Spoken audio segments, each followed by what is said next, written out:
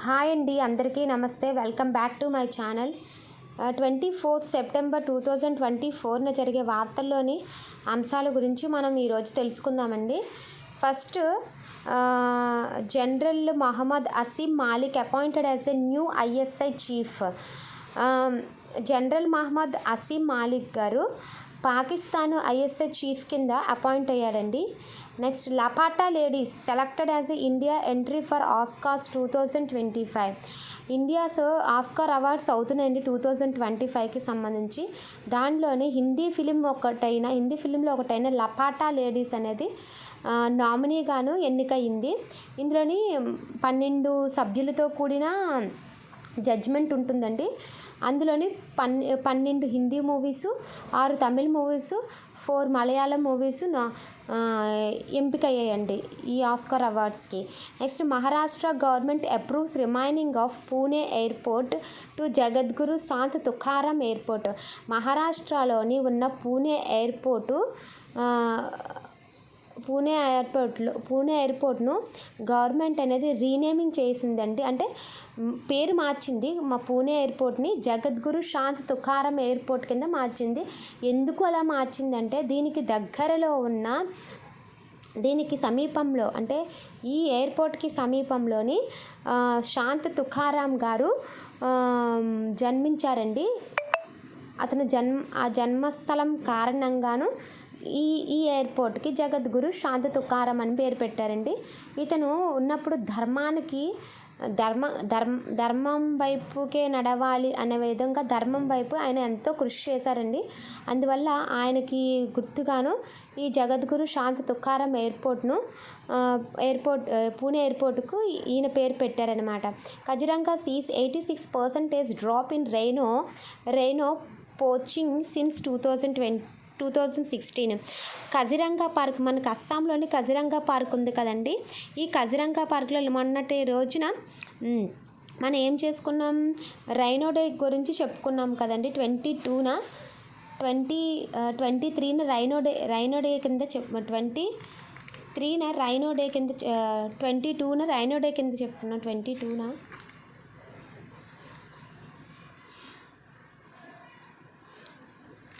22న rhino day కింద చెప్పుకున్నాం కదండి. అయితే ఈ అస్సాంలోని కజిరంగా నేషనల్ పార్క్ అనేది ఉంది.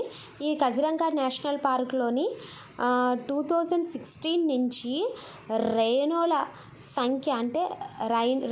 సంఖ్య ఖడ్గ మృగాల సంఖ్య 86%కి డ్రాప్ అయిందని అస్సాం ముఖ్యమంత్రి అయిన హేమంత్ బిన్వా గారు చెప్పారు. Chiranjeevi sets Guinness records as a most prolific film star. Chiranjeevi గారు గిన్నీస్ రికార్డు సాధించారండి. విజయవంతమైన ఫిలిం యాక్టర్గాను, ఫిలిం స్టార్గాను ఇతను గిన్నీస్ రికార్డ్ ఎక్కారు. ఈ India to get first national security semiconductor fabrication plant. India మొట్టమొదటిగా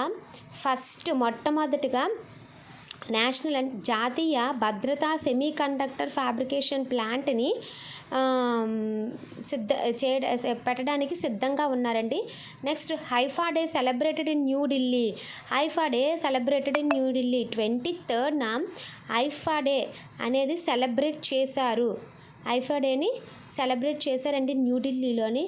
ఎందుకు అంటే హైఫా యుద్ధంలోని ప్రాణాలు అర్పించిన మన భారతీయుల కోసం నివాళులు అర్పించేందుకు ఈ హైఫా డేను సెలబ్రేట్ చేశారండి. Next, Sangram Singh makes history in MMA. ఇతను ఒక ఇండియన్ రెస్లర్ అండి, ఇండియన్ మేల్ రెస్లరు. ఇతను MMA gamma international fighting championship ఇది ఎక్కడ జరిగింది అంటే జార్జియా టిబిలిసీలో జరిగిన గామా ఇంటర్నేషనల్ ఫైటింగ్ ఛాంపియన్షిప్లో మన ఇండియన్ రెస్లర్ సంగ్రామ్ సింగ్ అనే అతను ఒక హిస్టరీ అనేది సాధించాడు, అంటే విజయం సాధించాడండి. ఎవరి మీద విజయం సాధించాడంటే అలీ నాజీర్ మీద విజయం సాధించాడు. రష్యన్ కాస్మోనట్స్ ఓలెగ్ కొనాన్కో అండ్ నికోలియా చుబ్, అంటే రష్యన్ వ్యోమగాములు అయిన వ్యోమగాములైన అలెగ్ కొన్యాన్కో అండ్ నికోలే ట్యూబ్ వీళ్ళు ఒక రికార్డ్ సృష్టించారు. ఏంటంటే ఇంటర్నేషనల్ స్పేస్ స్టేషన్లో ఒక longest single mission international IAS space స్టేషన్లో వీళ్ళు 374 days స్టే ఉన్నారనమాట. అదొక రికార్డ్ వీళ్ళు స్టే ఉన్న వాళ్ళగా వీళ్ళు రికార్డు సాధించారు. ICMR wins UN award for NCD control efforts. ICMR అంటే ఏంటి? ఇంటర్నేషనల్ కౌన్సిల్ మెడికల్ రీసెర్చ్ వారు యుఎన్ అవార్డు పొందారు. ఎందుకు అంటే నాన్ కమ్యూనిబుల్ డిసీజెస్ని కంట్రోల్ చేయటంలో వీళ్ళు ప్రాముఖ్యత ఇచ్చినందుకు యుఎన్ అవార్డు అందుకున్నారనమాట ఐసీఎంఆర్ వాళ్ళు. Next Pune airport will be renamed. Already మనం దీని గురించి డిస్కస్ చేసుకున్నాం. Pune airport will be renamed in Jagadguru Shanth Tukaram Maharaj airport చెప్పాను. పూణే ఎయిర్పోర్ట్ని జగద్గురు శాంత్ తుకారాం మహారాజ్ ఎయిర్పోర్ట్ కింద నేమ్ మార్చింది గవర్నమెంట్. ఎందుకు మార్చింది అంటే అక్కడ లోహాగావ్లోని శాంత్ తుకారాం మహారాజ్ గారు యొక్క జన్మస్థలం కాబట్టి అది పూణే ఎయిర్పోర్ట్కి సమీపంలో ఉంది. కావున ఇతనికి ఆ ఎయిర్పోర్ట్కి అతని పేరు పెట్టారు. ఎందుకు ఇతని పేరే పెట్టారంటే ఇది ధర్మపరంగాను ఎంతో కృషి చేశారు అని చెప్పేసి ఇతని నేమ్ పెట్టారన్నమాట. ADB funds 530 crores water supply scheme. ADIB అంటే ఏషియన్ డెవలప్మెంట్ బ్యాంక్ 530 crores అనేది వాటర్ సప్లై స్కీమ్ కింద త్రిపుర స్టేట్కి ఇచ్చిందండి. అక్కడ స్టేట్ యొక్క సీఎం ఎవరు అంటే సాహా అండి. Next 25th international India aim academy IIFA awards will take place in Jaipur from March 7 to March 9, 2025. అయితే జైపూర్లోని జరుగుతున్న March 7 నుంచి March 9, 2025 జరగబోతున్న 25th 25వ edition international Indian film academy awards ఎక్కడ జరుగుతున్నాయంటే జైపూర్లో జరుగుతున్నాయి. ఎప్పుడు జరుగుతున్నాయంటే March 7 నుంచి 9, 2025 జరగబోతున్నాయి అన్నమాట. Next Bajaj capital insurance launched human plus campaign bless me Ganesha. Bajaj capital insurance వాళ్ళు రీసెంట్గా హ్యూమన్ ప్లస్ AI క్యాంపియన్ని బ్లెస్ మీ గణేషతోని లాంచ్ చేశారండి. అయితే బజాజ్ యొక్క వ్యవస్థాపకుడు ఎవరు అంటే జిమ్నా బాల్ బజాజ్. ఇతను యొక్క డేట్ అంటే ఎప్పుడు స్థాపించారంటే 1926లో స్థాపించారు. Sunita Williams to command of international space station for second time. Sunita Williams భారత వ్యోమగామి అయిన సునీత విలియమ్స్ ఇంటర్నేషనల్ స్పేస్ స్టేషన్ని సెకండ్ టైము కమాండ్గా స్టేషన్కి ISSకి సెకండ్ టైం రెండవసారి కమాండ్గా నియమితులయ్యారండి. నెక్స్ట్ హారిణి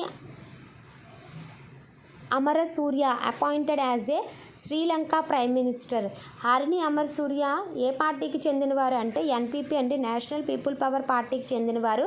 ఈవిడ శ్రీలంక ప్రైమ్ మినిస్టర్ కింద అపాయింట్ అయ్యారండి.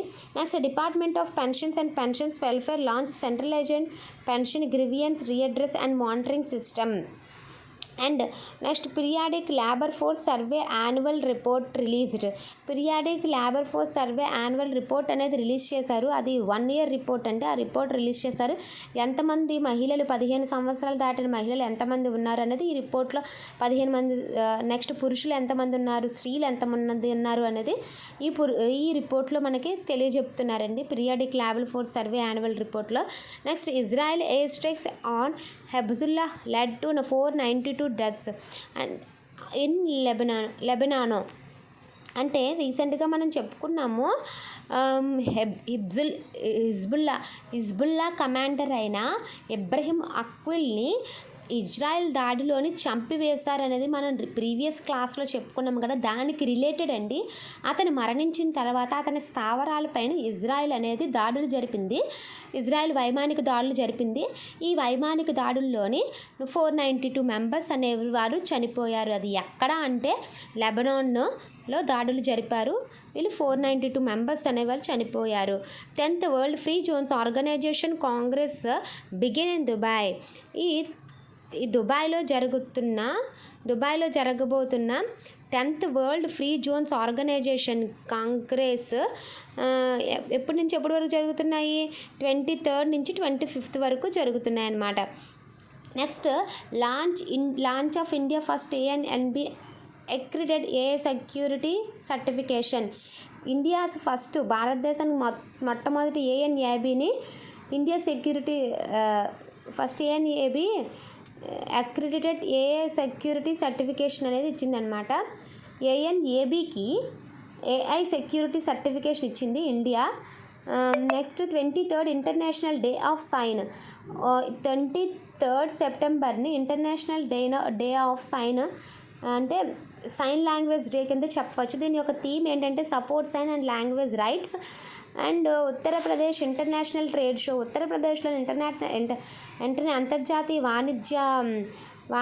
వాణిజ్య షో అనేది ఒకటి జరిగిందండి.